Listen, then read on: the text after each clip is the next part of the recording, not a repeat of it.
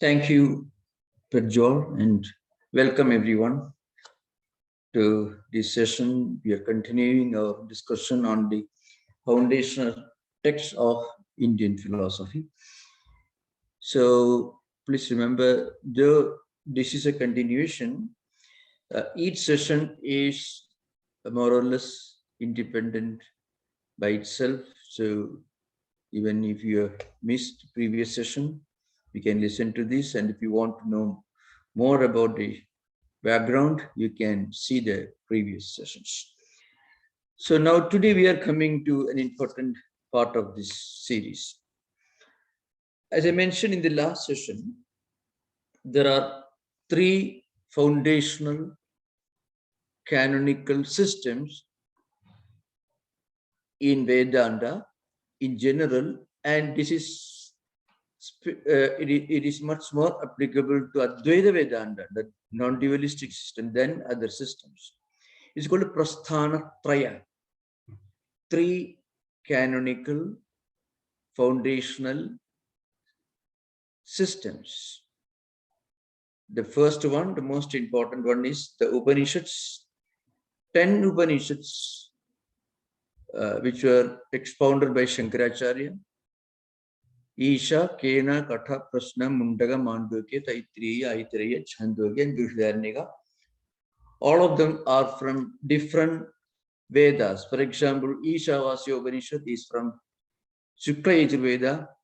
You know, Yajurveda has got two divisions. One is Shukla Yajurveda, the other is Krishna Yajurveda. So if you are reading any of the English translations, you may come across this term, the white, that is Shukla Yajurveda, and the black, Krishna Yajurveda.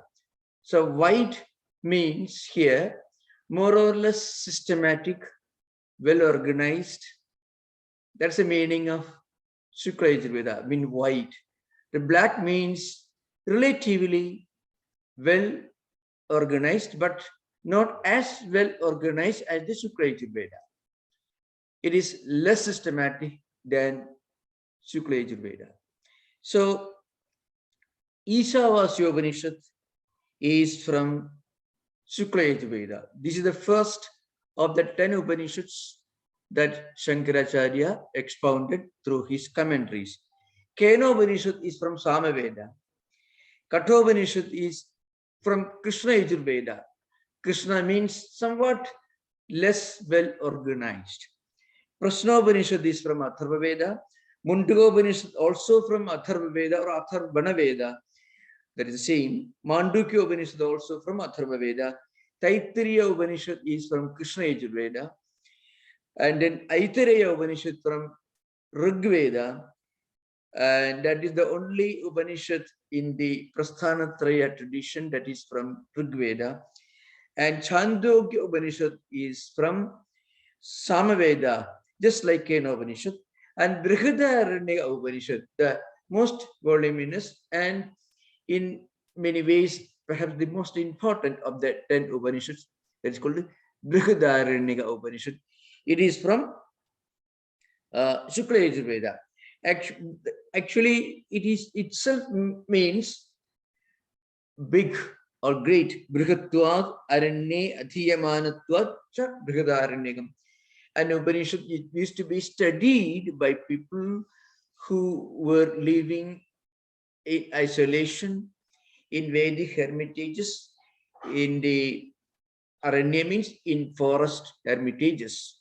So, you know, as I mentioned earlier, when we discussed the 4 asamas, 4 stages in human life, at the 3rd stage, that is after Brahmacharyasama, Vanaprasthasama, and then after Brahmacharyasama, Grihasthasama, and Vanaprasthasama. The first stage in our life is the stage when we study the Vedas, when we study in schools or maybe colleges. That stage is called the Brahmacharyasama, the period of novitiate. The second one is when a person who has already completed his education, he goes and marries and becomes an householder. That stage is called Grihasthasrama, the stage of an householder. The third one is called Vanaprasthasrama, the stage of contemplation, when an householder sees his grandchildren growing up and also himself becoming weak or maybe aged, then he starts thinking of some higher values, accumulating spiritual qualities. It should be done much earlier, but there are people who may wait till they get some tragic blows in their life. At least at that stage, they should take to some kind of a contemplative life. So Brihadaranyaka Upanishad used to be studied and taught by great saintly people who were living in forest hermitages. And the fourth stage is Sannyasasana, the stage when you can see Mundaka Upanishad is very important for them. So the point is, there are four Vedas. Rigveda is Aitareya Upanishad, Samaveda, the Kena Upanishad, and Chandogya Upanishad. Then Atharva Veda, Mundaka Upanishad, and Mandukya Upanishad, and Prasna Upanishad. And Yajurveda has got two divisions, Shukla Yajurveda and Krishna Yajurveda. Krishna Yajurveda means Krishna means black. That is an English translation, so should not be confused or what is this black. It means less organized. I mean, they were not so well organized. So in ancient times, they gave this name. That's all. There is nothing else. And Shukla Yajurveda.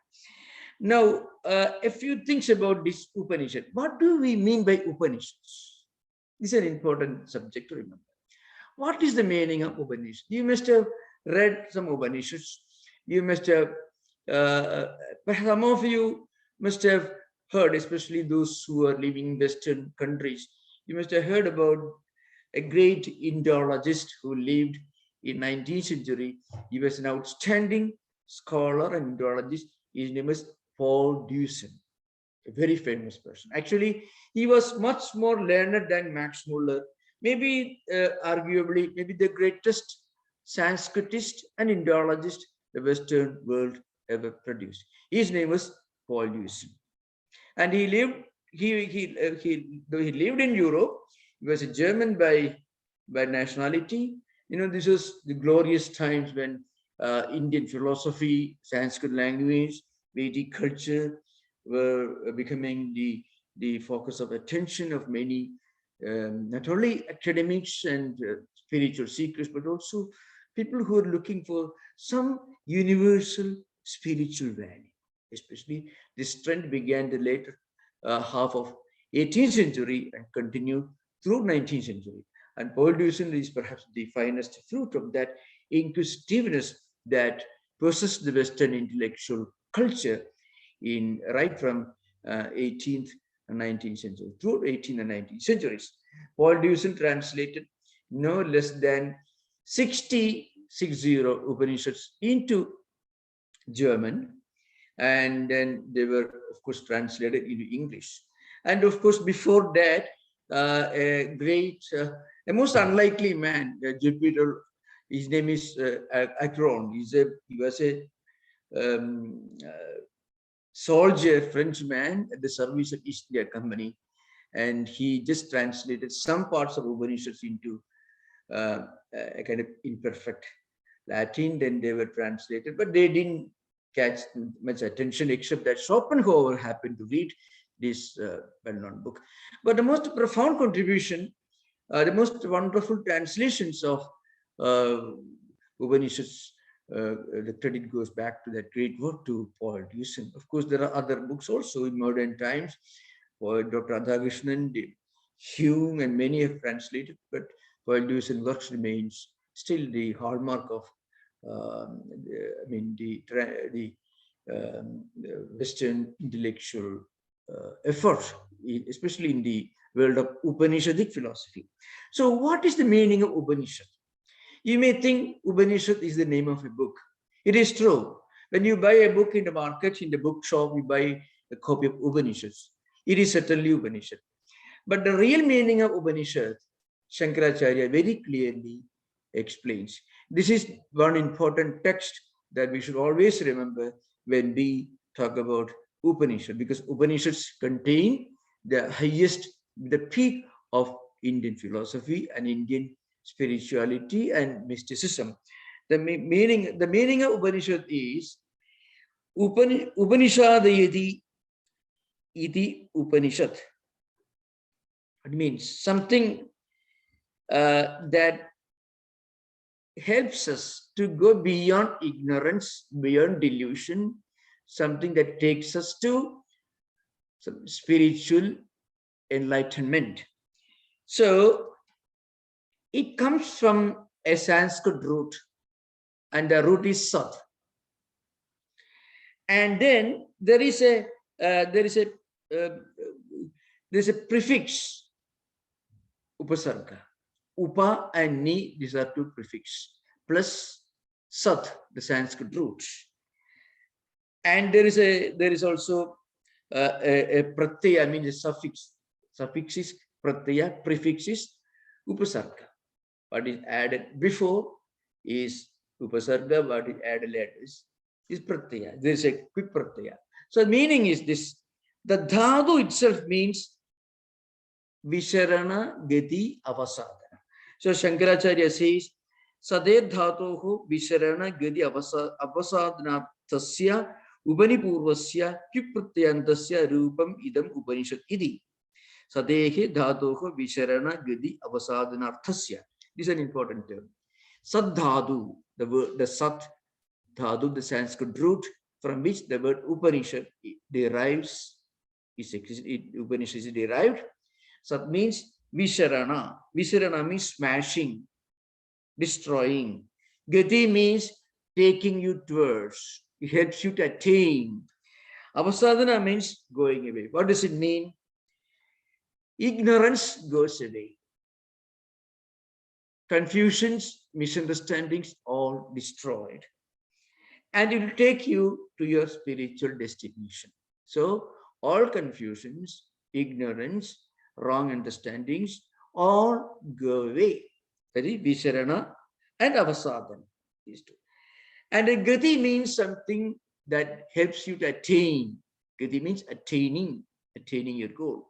So Upanishad is that which helps you to destroy all illusions, conflicts, wrong perceptions, wrong understanding, and helps you to attain your spiritual destination.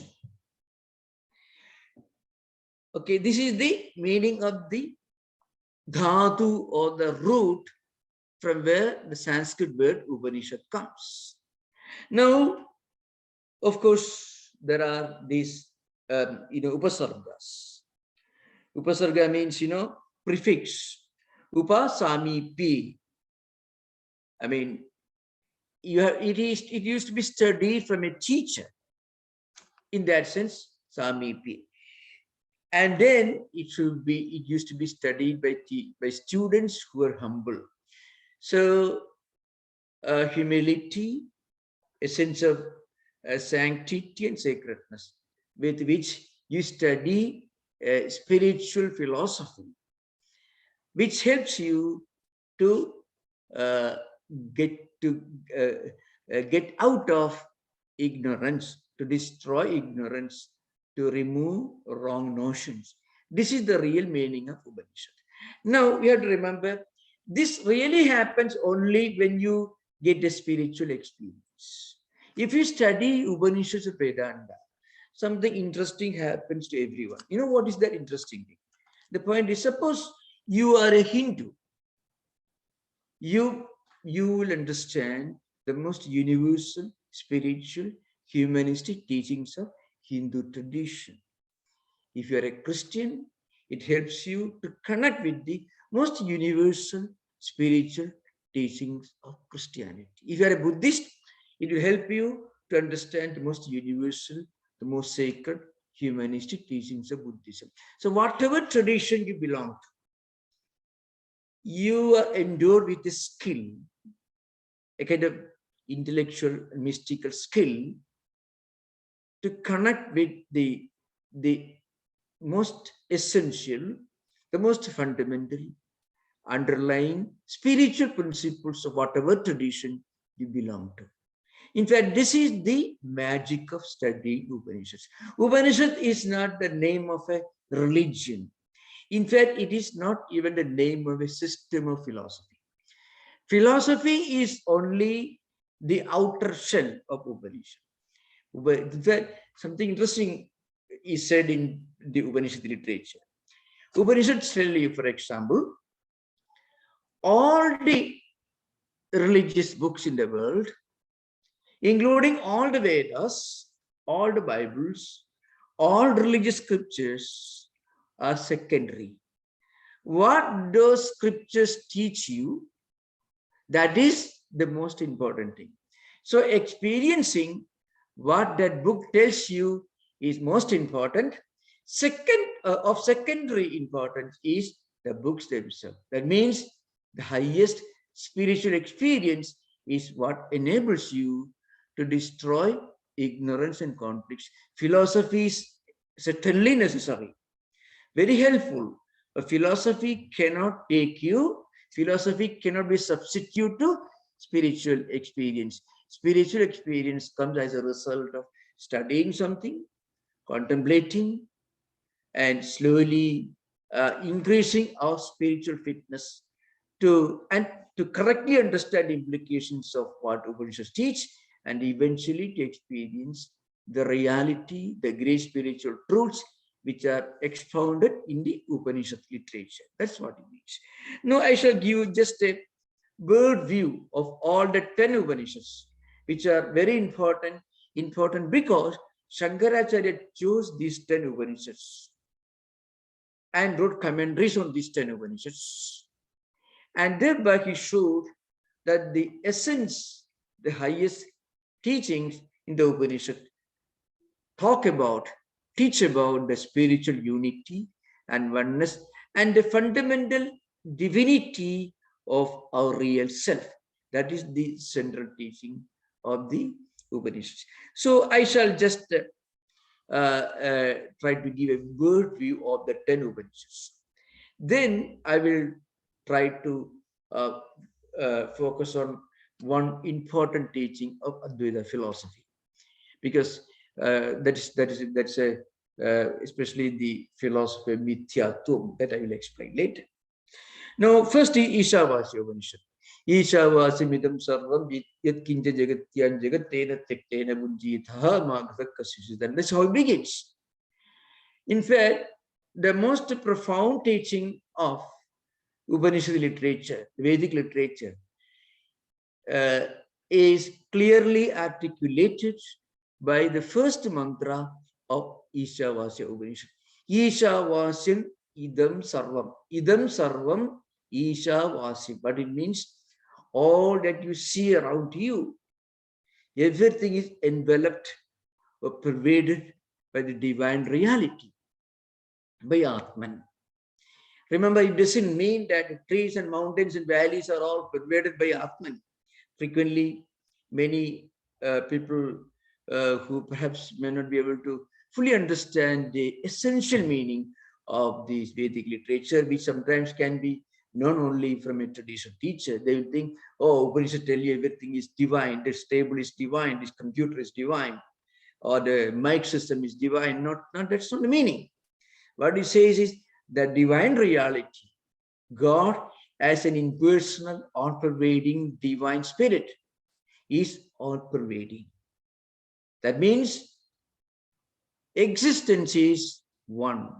Spiritually speaking, existence is one. Creation is one. That's why Mahatma Gandhi, who was certainly not a Sanskrit scholar, and was certainly not somebody living in a Vedic hermitage, Mahatma Gandhi said once that if all the scriptures disappear from this world, think of, let's say, a world in which all religious, mystical literature have gone, ceased to exist. Gandhi says, if the first mantra, if the first statement of the Ishavasya Upanishad remains, there'll be no problem, nothing will be lost. What he said was, and remember, he was not a philosopher in the ordinary sense, like an academic philosopher, but he was a great man of spiritual tradition. He was a spiritual person. He was a saintly person. So he said, if everything is gone, still this mantra of Ishavasya Upanishad is enough to preserve the spiritual heritage of humanity. Because the first mantra of Ishavasya Upanishad makes a proclamation, makes a statement about the spiritual oneness and unity of existence and the all-pervading immanent nature of the divine spirit everywhere. The second Upanishad in this hierarchy, it's called Desha Upanishad, means 10 Upanishads, which constitute the primary source of Prasthana Traya, the Sruti Prasthana, they mean the essence of the Vedic literature. It's called Kena Upanishad. Second one is Kena Upanishad. It actually takes a different approach. It says, Kena Shidam Padadi Preshadam Manaha Kena Prana Prathama Praidi Yukta. That's how it begins. What it says is, impelled by whom, directed by what mysterious power are my mind and my senses taken towards different sensory objects. It means I'm seeing different things, either somebody behind, I'm empirically knowing many things, who is the real knower. I mean, what is the nature of the eternal seer, the eternal perceiver, the eternal knower, the seer of the seen, and the seer of all seers, the one who hears all those who hear. It means, who is the eternal, the ultimate seer, knower. So it finally concludes, this Atman, Brahman, is the ultimate divine principle that is behind everything, behind the senses, behind the mind, behind the intellect. There is that eternal knower. See, senses are able to perceive different things with the help of the mind. When mind and eyes come together, we perceive many things by seeing. If mind is not there, eyes alone cannot identify things. So mind is necessary. Mind should go along with the five senses of perception. Mind should go along with the eyes, with the ears, the sense of touch, sense of smell, and so on. So behind the mind, there is the intellect that directs the movement, the activities of mind. And behind even this intellect, there is the divine principle. This is how the Kena Upanishad proceeds. And the third Upanishad in this Prasthana thread series is Kathopanishad. So Kathopanishad has got 120 mantras, slokas, mean verses. It is in the form of a dialogue between a great teacher, and the teacher is an angel, let us say, roughly corresponds to an angel, somebody whose responsibility is taking care of the last minute of every living being. Death is called Yama, the Lord of Death. Lord of Death, or Yama, is the teacher in the Kathopanishad. And the student is the student asks for 3 boons. For there is a story behind. I have already given a series of lectures on this subject that also is available. I have given very, very elaborate lectures on each of these Upanishads. So the point is, in the Kathopanishad, the student Nachiketa, he asked for 3 boons. The first boon he is asking is for all material benefit, material welfare. The second boon for going to heaven after death. The third boon is the truth, the mystery of existence. So in answer to that request, Yama shared Upanishadic philosophy. So Yama says, Atmanam Rajanam Viddhi, Shariram Rathamevacha, Buddhintu Saradim Viddhi, Mana Pragrahamevacha. Like that, he continues, whole life is compared to a journey on a chariot. And we are the travelers in that chariot. And our senses are like horses driving the chariot. Our intellect is the driver, and mind is the reins, which helps the driver to control the horses. And the world of senses is the road that we have to travel. So those who are endowed with proper discretion, proper discerning wisdom, they reach their destination. Those who are able to control their senses properly, they are able to reach the destination. Somebody is I think, handling the system. Some sound is coming. Please remain silent, because it can disturb the class itself. The Kathopanishad. I shall come to these texts elaborately later. But those who are interested, now we can listen to a series of lectures which I gave each of these Upanishads. Number of series of lectures. And then the fourth one is Prashna Upanishad. Prashna Upanishad. Prashna in Sanskrit means questions. So it is in the form of 6 questions, which 6 students are putting before a teacher. I mean, the guru is a sage, namely Pippalada, and the disciples are Sukesha, Satyagama, Gargya, Ashwalayana, Bhargava, Kamanti. So these are the great inquisitive seekers of truth who approach a saint with the name Pippalada, and each of them puts a question to the teacher, and the teacher expounds. And the next Upanishad is Mundaka Upanishad. Mundaka Upanishad is not very elaborate. It is one of the shorter Upanishads, though not as short as Mandukya Upanishad, but it's a relatively short Upanishad compared to Chandogya and Brihadaranyaka. It is unique in many ways. It tells you that learning or knowledge or vidya is twofold. One is the supreme ultimate learning, Paravidya. The other one is Aparavidya, secondary. And here is something interesting. Mundaka Upanishad tells you that all learning, all the so-called sacred books are secondary. What is primary? What is the most important thing in life? The higher knowledge. And the higher knowledge helps you to understand the eternal, the imperishable, the immortal, divine identity of yourself. So, Atha para yaya tad aksharam adhigamyate. And so the question is put to a sage by an aged person. He's an householder, and he goes to a sage. He asks a question. He says, how to live a life in this world, and how to realize the supreme truth of our life, spiritual identity of our existence. And then, as part of the exposition of this Upanishadic truth, the sage gives the answer, and the answer that he gives is that Vidya is twofold. Devidya, the way, 2 types of learning in this world. It is very universal. Any spiritual seeker will agree with this.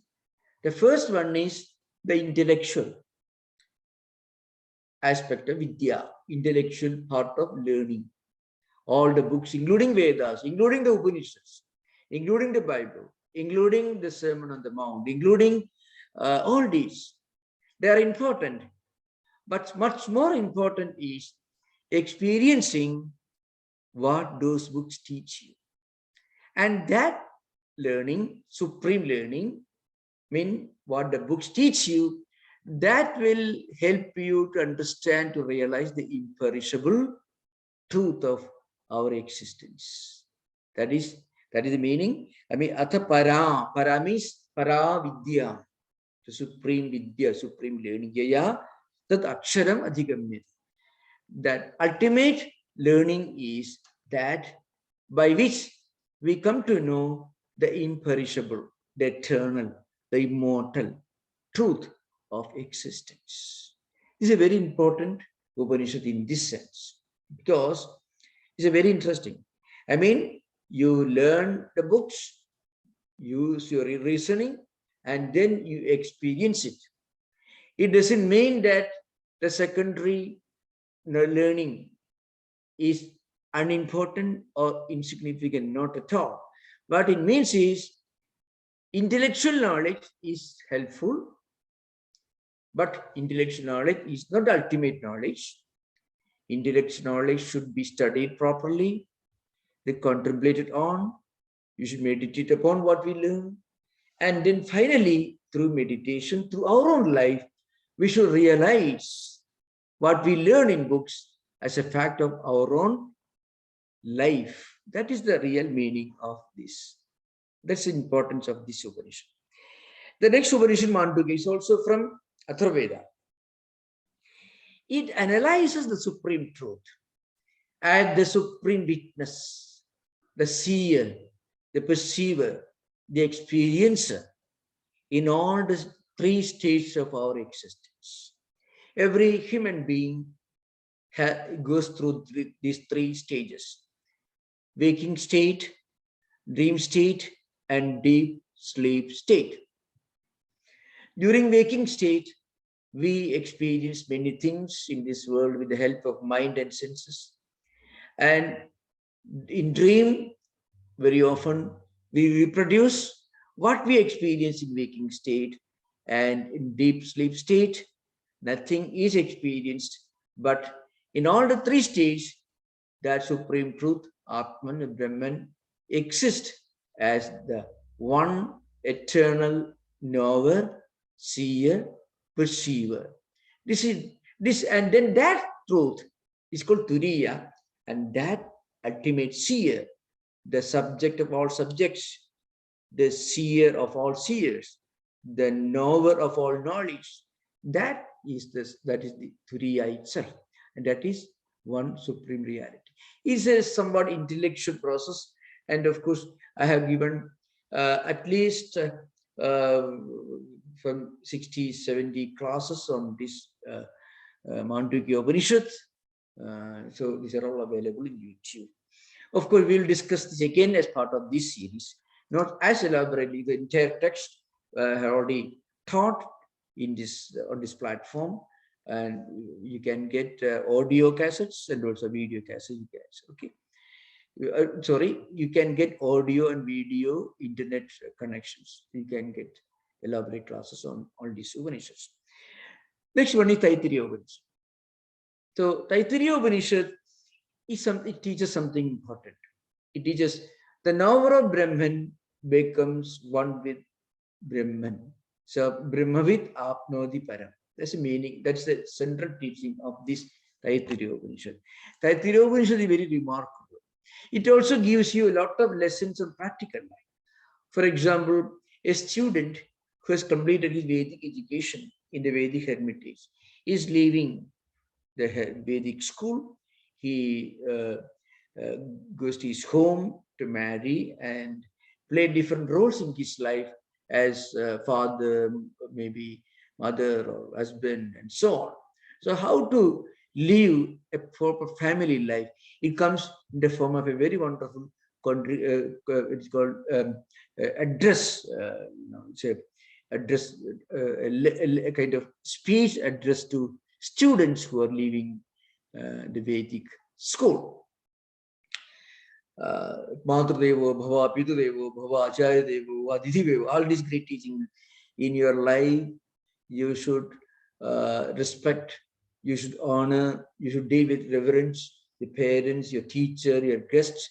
You should practice moderation, you should practice self-restraint in your action, in your thought, in your behavior. You should be a role model as a husband, as a brother, as a sister, as a citizen, as a member of the society, as a citizen of a country, as a human being. You have an obligation to everyone in this world. And along with that, it also teaches the supreme philosophical, spiritual truth, means The one who realizes Brahman becomes one with Brahman, because we realize what we are looking for, the divine spirit, God as a divine principle. We are looking everywhere. Finally, we realize that that divine principle is within ourselves, not this physical body or my body mind complex, but going beyond all that. It is our own real self. This is the essence of the central teaching of Taittiriya Upanishad. The next one is Aitareya Upanishad. Aitareya Upanishad is also very important because it contains the well-known Mahavakya, is called great statement. Prajnanam Brahma means Brahman is the ultimate consciousness. Brahman is awareness. Awareness as such, without being hooked into any object. The supreme consciousness is Brahman. That teaching comes in the Aitareya Upanishads. So here I'm just giving a bird view of the three foundations of Prasthanatraya. And after this, I shall take up each of these. So now important thing to remember, when you are listening to this, you may think that these are all important books, and I'm not explaining all this in detail. Please remember, all these Upanishads are being discussed more than once, on many occasions. Innumerable lectures you can see in the Vedanta Society of Northern California, San Francisco YouTube system. You can get lectures on Brihadaranya Upanishad, Chandogya Upanishad, Ishavasya, Mundaka, Mandukya, Taittiriya. All the Upanishads are already discussed on so many occasions. Sometimes we had retreats on some of these Upanishads. So, of course, we will take up all these as part of this special series as well. The next Upanishad is Chandogya Upanishad. So Chandogya Upanishad is also very important. It also contains one Mahavakya, that is Tattwamasi. The most important Mahavakya is Chandogya Upanishad. In Chandogya Upanishad, surprisingly, if you read the English translation, even you can understand. See, there are social customs discussed, principles of civil administration, principles of proper conduct in society, proper interaction with different members of society. You can also get a peep into the social customs, the cultural situations of India of the Upanishadic period, if you read the Chandogya Upanishad. This is a very interesting Upanishad. So also next one is Brihadaranya Upanishad. Chandogya Upanishad is of course from Samaveda. There also you find a number of teachers. For example, Sanat Kumar, great teachers. Janaka, great teachers. Some of the teachers are kings, ruling monarchs, sometimes very advanced spiritual seekers, ascetics, philosophers. They go to a king and ask him, please teach me supreme spiritual truth. Can you imagine?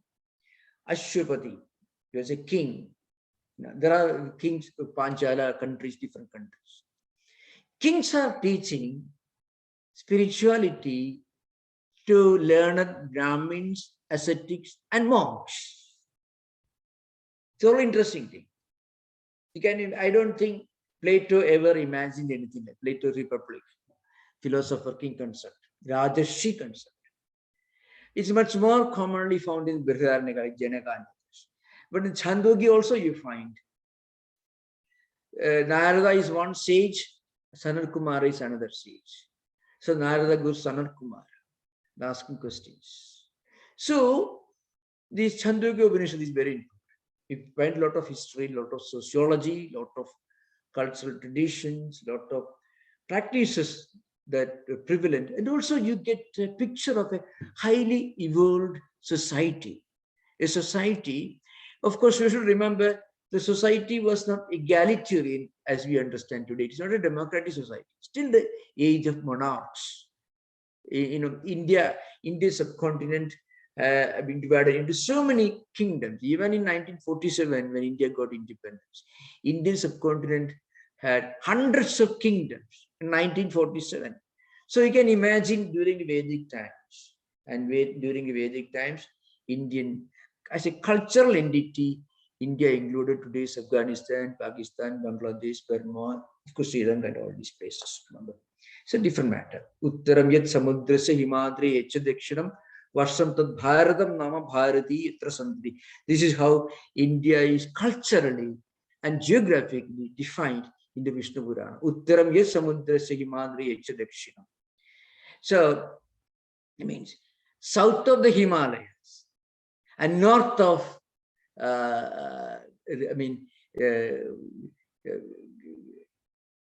Uttaram Yes Samudrasya means north of ocean, you mean Indian Ocean. So in that sense, India is north of Indian Ocean. On one side, Arabian Sea, and on the southern side, Indian Ocean, the other side, Bengal, Bengal Bay of Bengal. But this Vishnu Purana defines Indian culture, Indian geographically Indian subcontinent of the Vedic times, of the Upanishadic period.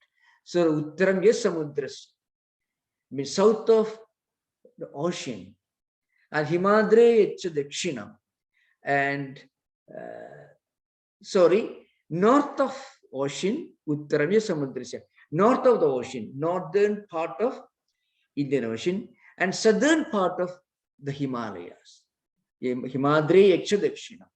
So what is India? India of the Vedic Upanishadic times. I mean, you can find in the Brihadaranyaka and Chandogya Upanishad this picture of the subcontinent and its sociology and its culture and traditions. So south of Himalayas and north of Indian Ocean. And in that particular Varsham Tad Bharatam, in that particular geographical region is called Bharatavarsam, and people living in there called India. This is the definition. What it means is, during the Upanishadic times, you can find India was practically a large group of small kingdoms. Of course, many of these kingdoms were larger than today's France or UK or even Germany. That is true, because India was a huge geographical area. So a lot of sociology, a lot of history, a lot of culture, a lot of folklore you find in the Chandogya Upanishad. It's fairly big Upanishad. Next one is Brihadaranyaka. It also has one Mahavakya called Aham Brahmasmi. There also you find it's very, very big, the biggest, the most voluminous of the 10 Upanishads, of the entire Upanishad literature. Now, in the Brihadaranyaka Upanishad, you find very profound teachings, discussions of great scholars, and some of them great women philosophers. Gargi is one of the greatest philosopher figures you come across in ancient world. And this lady, one of the most learned philosophers of our time, she comes to a king's court and she challenges all the philosophers and sages assembled in the king's court. There are long discussions on this subject. Gargi and Yajnavalkya together dialogues. And also Yajnavalkya and Maitreyi, Yajnavalkya's wife, there's a long dialogue. Highly philosophical, highly spiritual. So this is the nature of the most important part of Prasthanatraya. But remember, in all these discussions, there is something unique about them. The main focus is, what is the ultimate purpose of human life? What is the secret of human existence? What is our true nature? And what is our relationship with the rest of the world? What should be our relationship with the other living beings, the animal kingdom? In what way are we connected to the environment in which we are living? All these profound questions are discussed in these Upanishads. So we will take up these Upanishads later on, one by one. And now we are coming to the most complicated and the most abstract part of the Prasthanatraya. It's called Brahma Sutra. Brahma Sutra, Sutra means a pithy statement, a brief statement, which cannot be clearly understood without a commentary. As I mentioned earlier, the Panini's Stadhyay contains sutras which are only 2 letters. And some of the sutras in other philosophical traditions are also very brief. In Prasthanatraya, Brahma Sutra occupies a unique place. 555 sutras. In some versions, you find 554. They're called Badarayana Sutras. The only absolutely complete exposition of the entire text is found in Shankaracharya's tradition. And Shankaracharya's commentary was preceded by many previous attempts to explain Brahma Sutras. But after Shankaracharya's commentary became known, all other pre-Shankarite commentaries, commentaries written before Shankaracharya's time, they became irrelevant. Practically, they became redundant. Nobody bothered about them further. So after Shankaracharya wrote the commentary on the Brahma Sutras, other great Indian philosophers, Vedantins like Ramanujacharya, Madhvacharya, later on, in all other traditions, they wrote commentaries on Brahma Sutras. So Shankaracharya expounds the theory that the ultimate essential meaning of all Shastras, all Vedic teachings is the unity and oneness of existence as expounded in the Upanishads. That is called Samannaya Dhyaya. Brahma Sutra has got 4 chapters. So, and in subsequent chapters, like Avirodha Dhyaya, Sadhana Dhyaya, and Phala Dhyaya, Shankaracharya expounds this theory. And it is a very unique work. Of course, it requires a teacher for you to study, but translations are available. The great studies were made on this book, and Shankaracharya quotes from different Upanishads, especially from Chandogya and Bhagavani Upanishad, and of course all other Upanishads, even from other Upanishads which are not mentioned in the Prasthanatraya tradition, in the Shankaracharya commentary tradition, like Kausitagi, which doesn't have a commentary by Shankaracharya, Kaivalya Upanishad, not commented upon by Shankaracharya. Even these Upanishads are referred to in Shankaracharya's commentary on the Prasthanatraya. And of course, next one is Bhagavad Gita. So remember the 10 Upanishads, and 10 Upanishads belong to Sri Prasthana. Prasthanatraya belong to Nyaya Prasthana. Analysis of the supreme truth using the tool of logic, of reasoning, power of reasoning. And the next one is Bhagavad Gita. Bhagavad Gita is something interesting. There is something very unique about Bhagavad Gita. Now, it is part of a very large classical work, Mahabharata, which has got 2-3 well-accepted versions. The larger versions have got much more than 100,000 verses, but the standard version has a little more than 100,000 slokas, verses, 100,000 verses. That is the extensiveness of Mahabharata. That means much bigger than Virgil's Aeneid, Homer's Iliad and Odyssey put together. If you multiply it a few times, you get Mahabharata. That's the extensiveness of the work. Hundreds of kings, saints and sages, and lot of philosophical dialogues. And remember, Bhagavad Gita is a tiny fraction, a tiny fragment of Mahabharata. Only 700 verses. If you're an impartial critic using the tools of literary criticism, you find there are other Gitas in the Mahabharata. Gita means something that is sung by somebody. Vyadha Gita. There are many other Uttara Gita, many other Gitas of Mahabharata itself. But Bhagavad Gita became so unique because Shankaracharya wrote a commentary on this. And remember, when did he write all this? He was walking, traveling from place to place. 32 years he lived, started his monastic career when he was less than 7 years. And he wrote all these commentaries from the Upanishads. And he was not carrying a huge load of books or any kind of computer. So he said he has studied all this and put in his head.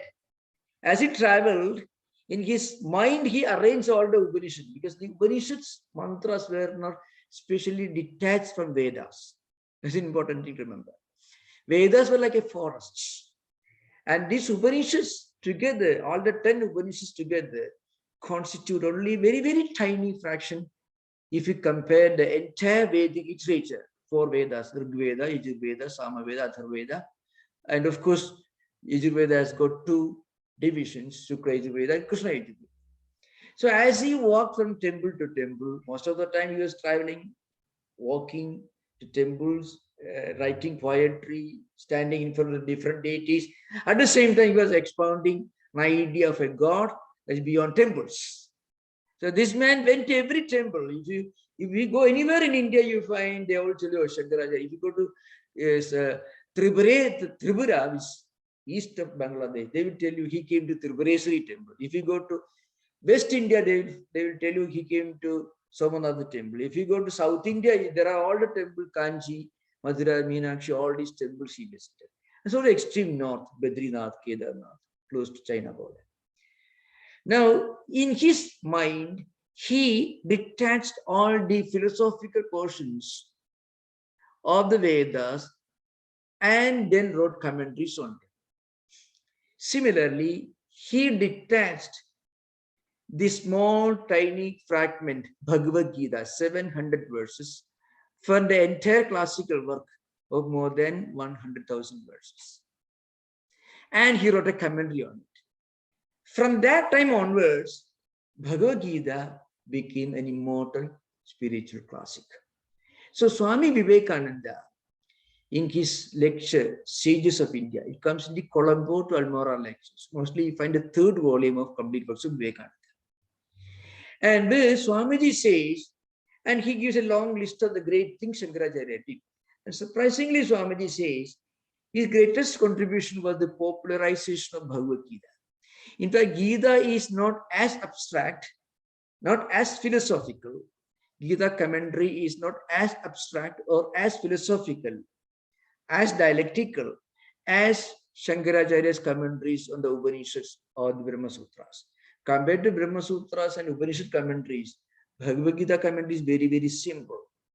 But because he wrote a commentary on it, Gita became so universal. Today, everyone knows about Gita, but nobody knows about Mahabharata. Gita is just a tiny fragment of Mahabharata. Now, what is the uniqueness of Gita? Gita not only gives you philosophy, but also it provides a practical method to practice that philosophy. It gives a science and also gives an applied science of technology. So Gita gives you science of spiritual practice and also technology, a tool on how to practice spirituality. Because Gita is unique in it that it divides spiritual practitioners into karma yogis, bhakti yogis, jnana yogis, and raja yogis. Raja yoga aspect goes along with other 3 yogas. Those who have an emotional temperament, they can practice bhakti yoga, the path of devotion. We are right now discussing bhakti yoga in our Friday evening classes. Every Friday, we are giving in-person classes, which are available on YouTube and live stream, and also Bhakti Yoga, the 12th chapter of the Bhagavad Gita text. Now, Gita's uniqueness is that it divides spiritual seekers into 3 categories, mainly. Those who are of an intellectual temperament, they're okay, Jnana Yoga. Those who are an emotional temperament, Bhakti Yoga. And there are those who are of an active temperament. They want to do work, they want to do something. They can practice karma yoga. All these three yogas can take you to the highest level of mental purity and eventually to spiritual emancipation. So, Bhagavad Gita is Smriti Prasthana, Brahma Sutra is Nyaya Prasthana, and the Upanishads constitute Shruti Prasthana, related to the Vedas. These are the three great foundational canonical traditions of Indian philosophy. So, we should understand what Upanishad means. Upanishad is essentially not the name of a book, but it is something that takes you to the highest spiritual liberation.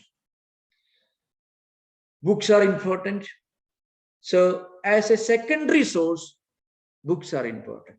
As a primary source, experience alone is important. Brahma Sutras, they describe, they explain logically, and they analyze these Upanishad teachings. Quotations from Upanishads are given, and logically analyze this philosophy. And Bhagavad Gita, along with giving this philosophical ideal, it also provides a tool for us to practice spirituality. Any person who reads the Bhagavad Gita can accommodate spirituality as part of his life. If he is a professor, he can also be a follower of the Gita. He need not even belong to any religious tradition to practice karma yoga. Even agnostics and atheists can practice karma yoga. That's an important thing. Karma yoga doesn't insist that you should believe in God or go to a temple or a place of worship. No. Karma yoga actually tells you, do your work, whatever that work may be. The work may be worship, which is of course a part of religious ceremony. Meditation, which is of course a spiritual practice. And also maybe working in Trader Joe's, in the markets, whatever work you do, secular work. Selling, if you are working in a market, it is certainly not a spiritual place, formally speaking, but there also you can practice spirituality.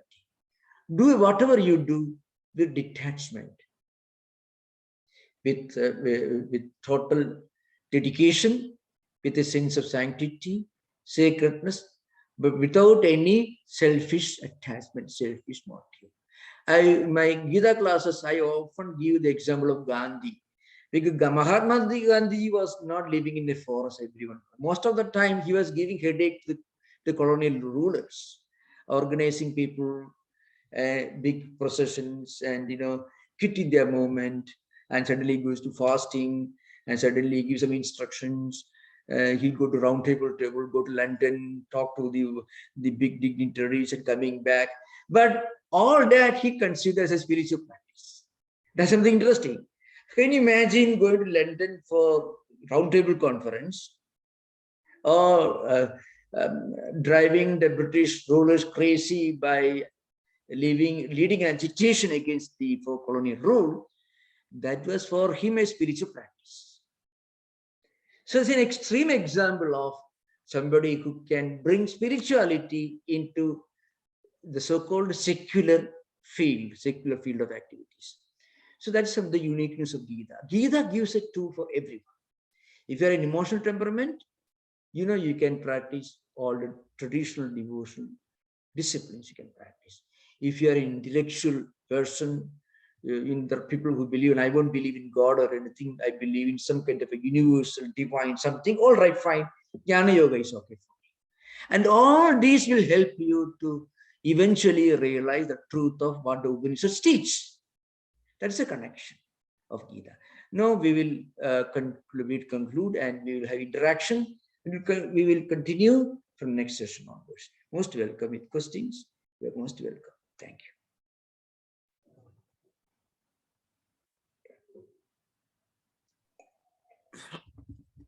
Swami? Yeah. How is it decided that something is an Upanishad? Like, I think you've mentioned that there are many Upanishads that Shankara did not write commentaries on. Why are those called Upanishads? How do we know that those are Upanishads? Oh yeah, in fact, manuscripts were found later times. Remember, that's a different subject like manuscriptology.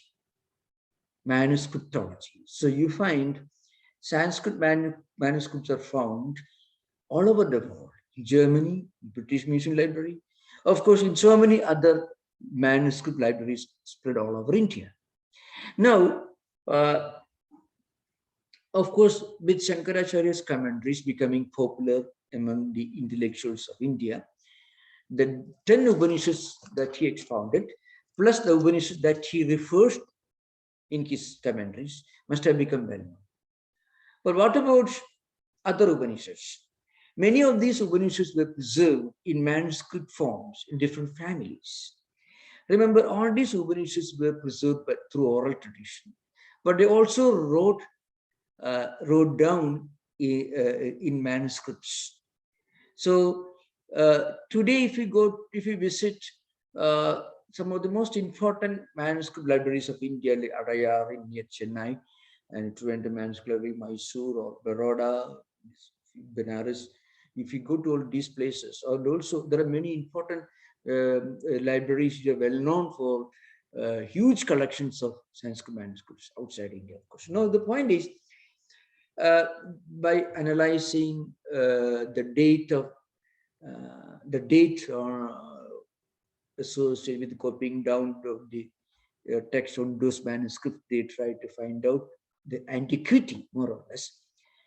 And then Indian families spread all over Indian subcontinent, they preserve this tradition. So many of these manuscripts were actually discovered from different ancient families. For 3 generations living together under the same roof. So the order of the day till 30, 40 years ago. So from those manuscripts, they ascertained roughly the date. And a lot of great scholars, both Eastern and Western, were involved in this gigantic work. The work is still going.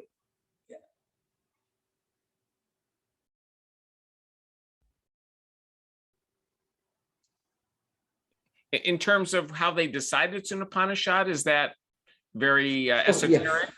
Yeah, there is a general principle, and that's interesting. The general principle is poetical Upanishads. Upanishads which are more or less they follow the Vedic meters, Anushtup, Gayatri, etc. They are considered to be less ancient, and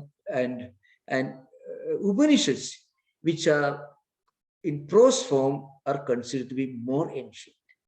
For example, Taittiriya Upanishad, Chandogya Upanishad, Brihadaranyaka Upanishad, Aitareya Upanishad. These Upanishads are considered to be just a few like that, are considered to be more ancient than, let us say, Kathopanishad or Ishavasya Upanishad, which are in verses. So the metrical form must have been a later development. And there are some Upanishads which combine both poetic and also prose forms. So they're also considered to be more ancient than Upanishads which follow a specified pattern which confirm to the principles of Sanskrit prosody. They follow certain meters. Sanskrit is very rich in its prosody meters. That's something. So prose Upanishads are considered to be more ancient compared to poetical Upanishads. But in reality, if you are a literary student, you find poetical works are more ancient than prose works. It's the other way around. It's an important thing. All the great works of ancient times, Mahabharata, Ramayana is considered to be the oldest of poetical work in Sanskrit tradition. It is in very, very simple poetic form. Ramayana is relatively very simple compared to Bhagavata Purana, which is relatively more modern, with very complex meters, complex formations of verses you find in the Bhagavata Purana. But Valmiki Ramayana is very simple. Bhagavad Gita is very simple, mostly Anushtup meter. Mahabharata, ancient. But in Upanishadic tradition, the irregular Upanishads in prose forms are considered to be more ancient compared to Upanishads which are in verses. That's a general tradition. Yeah. Swamiji, Yeah.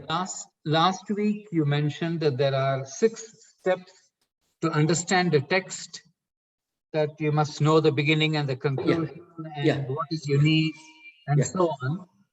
What is the source of these 6 steps? In which document does it first appear? Yeah. Well, Talparya Nirnaya is called. Shadvidha Talparya Talparya Nirnaya. Nirnaya. Talparya means the essence of a text. Shadvidha means 6 ways, 6 methods. Nirnaya means decision, how to decide the topic of a text. So in which document does it first appear that these are the 6? I tell you, if you ask me this question, I can only tell you that my teacher taught me. Because there are many verses which we cannot really be sure from which book it comes from.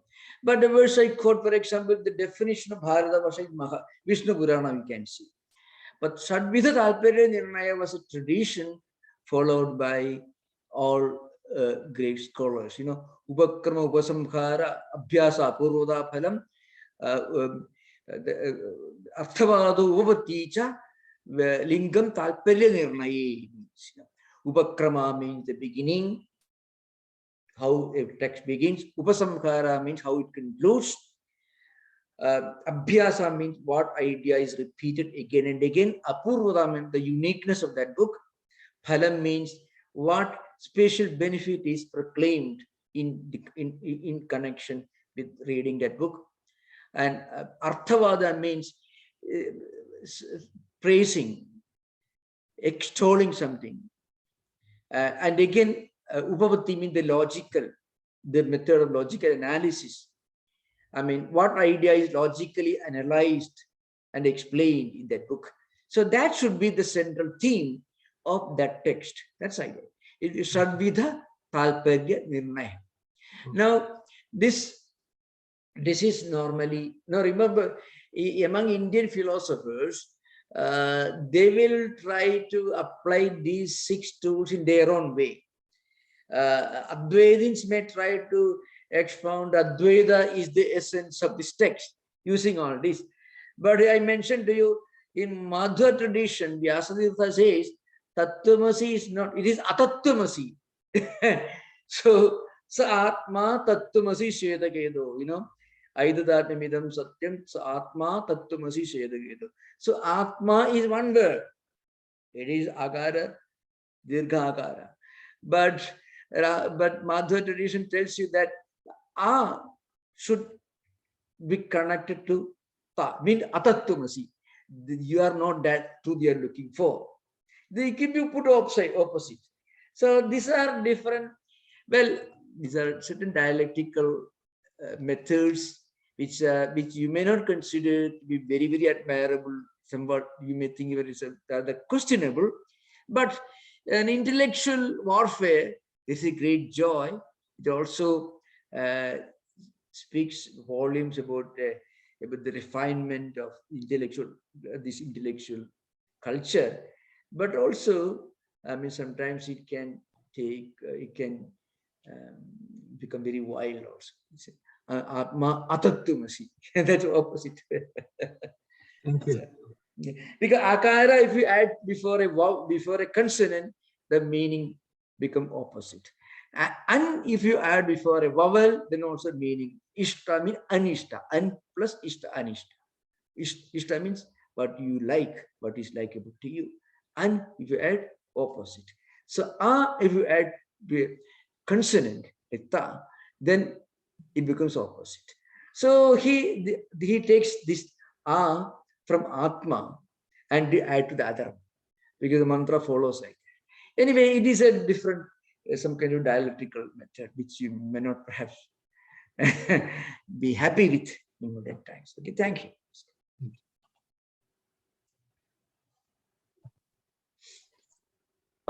I'd like to go next. Thank you, Swami, for the lecture. Yeah. I actually had a question on etymology. I was hesitant to ask it, but now that we are on the topic on an and a, So I heard a param being mentioned. So is that related to para in English, as in paranormal, or like ortho, meta, para in chemistry, or paramount, like param? Oh, para, para. And what I said earlier is related to grammar. It's not relevant in our context, of course. Tattwamasi, tattwamasi, etc. What you mentioned, para, apara. So, if a visheshana of an adjective, it follows the same linga, the same gender or number of what it qualifies. So, vidya, paravidya. So, the vidya is a strilinga, means a feminine gender, so it become para, otherwise become param. If it is neutral gender, paraha becomes feminine gender. A different subject. Now the point is, there are people who try to connect, para in Sanskrit means paramount, important, supreme. So paramount something. Well, I think there are people who do that. Have two answers. One answer is it is not directly linked to our subject. Secondly, sometimes it can become very wild. People try to connect every Sanskrit word with some word from Indo-Germanic groups of languages. Of course, there is a close connection between Sanskrit and all the languages belonging to Indo-Germanic group of languages, including English, as you wrote English. But the point is, it can sometimes go wild. Those who know Latin, those who know Greek may find a close affinity with many words in Sanskrit, with many words in classical Greek or Latin. That's because these languages all belong to Indo-Germanic group of languages. Whether paramount, para are related, difficult to say, because I'm not competent to speak about the connection between classical Latin and classical Greek and Sanskrit, because I'm not competent to say anything about classical Latin or classical Greek or English words which may have received these from classical Latin or Greek. I should remember, many of the terms used in English, they derive their origin from the connection with the roots available in Latin or Greek. So I'm not, I cannot consider myself to be an authority in that area. Thank you. Thank you, Swami. Thank you for your time. Thank you. Swami, thank you very much for Prasthantra. My question is, for a spiritual seeker, what should be the practical sequence? Is it okay to start with sadhana prasthana first, then move to sutra prasthana, and then finally getting deeper into upadesh prasthana, or the sequence is other ways? What would make more practical sense to for a seeker?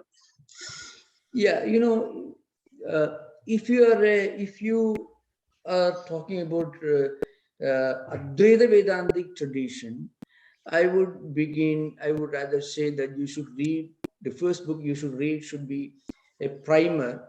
It is not a small book, more than 400 verses, 500 verses, could be Viveka Chudamani, because it contains the disciplines and also clear descriptions of an ideal student, an ideal teacher, what should be our approach to Vedanta, and what are the prerequisites for every beginner, and how to proceed, what are the dangers, what are the risks, and all these elementary questions are discussed in detail in Viveka Chudamani. It is one of the minor works. It doesn't have the prominence of one of the books of Prasthana Traya. I mean, the 10 Upanishad commentaries, Brahma Sutra and Gita, all day together constitute Prasthana Traya. So, but long before you enter any of these books, you should read some elementary introductory works. And actually there are shorter works like Tattwabodha, Atmabodha, etc. They are mostly about definitions of technical terms and so on. But I would always recommend Viveka Chudamani as the most important, as the most complete among the shorter introductory works for any student of Vedanta. It is short, at the same time it is not as small as Atmabodha or Tattwabodha, but it also talks about our own qualifications, how we should approach a student, a teacher, what are the prerequisites for an ideal student. All these are explained. Plus sadhana chatushtaya sampatti. The four important qualifications for every Vedantic student are clearly articulated during the earlier verses in the Viveka Chudamani. So Viveka Chudamani is the book that everyone should study. Small children may study shorter books. Viveka Chudamani is complete, and after that you find you can approach any other Vedantic book. It will be very helpful. Yeah. Viveka Chudamani. Yeah, Swamiji, I remember about 2 years back, you started Vivek Chudamani in Milpitas when we used to come and in person attend in Ramakrishna Mission. Yeah. So I was fortunate to listen to you. That was the Vivek Chudamani, beginning of our induction in this discourse. So thank you very much. Yeah, thank you. Then COVID came and we had to suspend the in-person sessions in Milpitas. Okay, thank you. But it is so good to know that we are still continuing the same tradition. First in person in Milpitas and now continuing for 2 years virtually. So thank you very much. Also, I taught in Stanford for the students. They used to assemble Viveka Chudamani for many, for a long time. I taught many other books also. Okay, so thank you for the question. Thank you. Pranam Maharaj. Namaskar. Do any of these principal Upanishads or any other Upanishads touch upon the cosmology and other subjects other than philosophical? No, they do discuss cosmology. Brihadaranyaka and Chandogya Upanishad, you find cosmology is discussed. Brihadaranyaka and Chandogya. And also in the Taittiriya, because the idea that this universe goes through this continuing cycles of projection, not creation, but projection. Creation is not a word that Vedantic literature will agree with. Instead of projection, and then existence, then dissolution, and reprojection, it's called.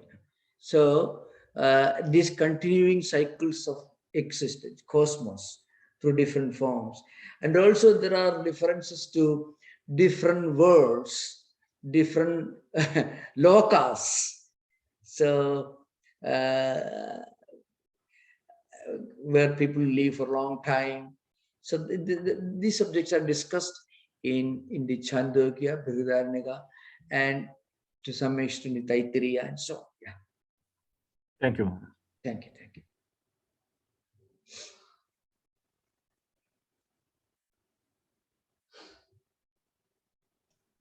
Pranam Swamiji. Namaskar. My question is, I listened to another teacher who made the statement that by reading and understanding the Upanishads, you can attain fearlessness. I wonder if you agree with that, and if you do, how is it attained? How is fearlessness attained by studying the Upanishads? Yeah. Now, Swami Vivekananda also says, Swamiji says very clearly, Abhi, you can become fearless by studying Vedanta or Upanishads. But real fearlessness comes when you realize your true identity, which is other than your body. That's an important body-mind complex, so to speak. So, study of Upanishads will certainly give you an intellectual idea as to what your true nature is, which is not this body or mind. Because every fear has some connection with the fear of death. That's what Vedanta says. Every fear. Actually, when we become extremely obsessed with a problem, because we think somehow it can affect our health, or something that we have will go away. So every fear has got some connection with the fear of death.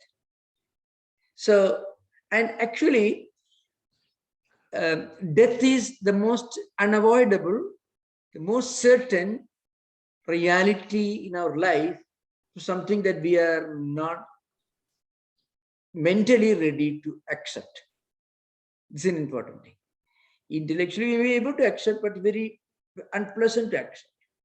So how to go beyond fear to understand that we are not this body, and we are something which is not going to die. And this death is nothing but a comma, just a transit point in this long journey. In fact, this subject is profoundly discussed between a husband and wife in the Brihadaranyaka Upanishad. And the husband is Yajnavalkya, who later becomes a monk, takes a sannyasa. He expresses the desire to become a monk. I had done a retreat, a number of classes on this subject itself here. That is Yajnavalkya Maitreyi Sambhada, dialogue between Yajnavalkya and Maitreyi. When Yajnavalkya decided to become a monk, he wanted to leave all that he had behind, and then wanted to go to forest and renounce his world. Then, and he also said, I shall hand over to you. He told Maitreyi, his wife, told Maitreyi, I shall hand over to you whatever I have.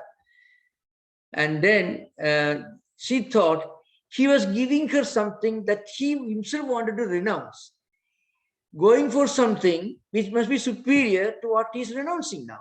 I want that which you plan to get, which you are planning to achieve by giving up this. So what is that? So she asked this question, am I going to become immortal by getting all this wealth that you're offering to me? Because you are going to renounce everything, handing over to me. Then Yajnavalkya said, no. What money or what wealth I'm going to give you, that can only give you what wealth can buy. Nothing more, nothing less. Then I want that which you are seeking, not the one that you wanted to renounce, but the one that you were going to attain by renouncing this. Then Yajnavalkya, there's a dialogue. It's called Amrita. Amrita means deathless, immortal, eternal. How I am going to become Amrita? How I am going to become eternal? Means beyond, transcending death, going beyond death. And how do you do that? By discovering your own deathless identity. Our deathless identity is not the body. It cannot be deathless or Atman. So finally, Maitreyi realizes that she attains deathlessness. So the point is, if you study the Upanishads, you can get an intellectual idea, but it is possible. But remember, Swami Vivekananda again and again repeats this idea. You can become abhi, fearless, by studying Vedanta. Because by studying Vedanta, you suddenly discover, well, I am not a pauper. I am a rich man. I have plenty of money in the bank. What is the money? Our true spirituality, our spiritual identity.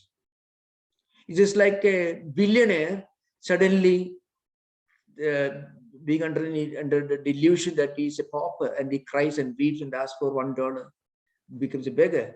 But if you tell him, no, you have a checkbook in your pocket, at a fountain pen, you have plenty of billions of dollars in the bank, suddenly he realizes this is my true identity. He no longer begs. He is no longer a beggar. Similarly, when we discover our true identity, spiritual identity. We are the deathless, immortal, eternal art. And this body, which is certainly bound to disappear one day, is only part of this game of life. Death is not a full stop, it is only semicolon or a comma at the most. That's what Vedanta teaches. In this sense, Swami Vivekananda says that Upanishads can teach you to become fearless. That's the idea there. Actually, it is a great feeling, when you suddenly realize, well, I am not just this body. I am in this body, just you're traveling, you take a car, you rent a car and go to some place, and you give the car back to the place, and you rent another car next time. Like that, we are only rented this body. It's not yours really. You have to give back the rented car to its owner, the company. So once you realize this, then you don't worry when somebody tells you, no, after reaching your destination, you have to give back your rented car. You are not going to cry and weep. Why should you be afraid?